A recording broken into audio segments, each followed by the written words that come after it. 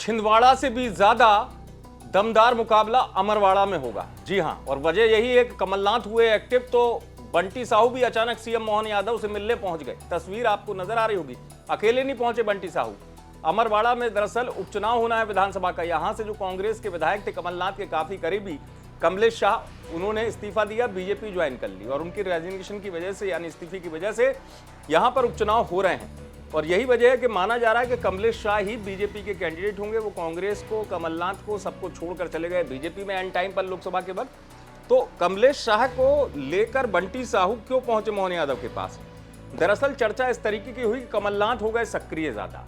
कमलनाथ के सामने अब एक ही टास्क है या जिसे कहते हैं लक्ष्य है, वो है अमरवाड़ा जीतना। क्योंकि आपको पता है छिंदवाड़ा में मिली हार के बाद कमलनाथ जो है, उनकी साख जो है, उस पर सवाल उठे कि जो छिंदवाड़ा का गढ़ कहा जाता था कमलनाथ के नाम पर, वो गढ़ बीजेपी ने ढहा दिया। अब चूंकि अमरवाड़ा है, अमरवाड़ा वो सीट है, क्यों खास है कि कांग्रेस को हमेशा लगता है, खासतौर से कमलनाथ को, कि यहां पर गुंजाइश है, संभावना है। क्योंकि अमरवाड़ा में इस बार भले नकुलनाथ चुनाव हार गए, लेकिन अमरवाड़ा में सबसे कम लीड से हारे, मतलब लगभग 15,000 का अंतर था बंटी साहू और उनके बीच।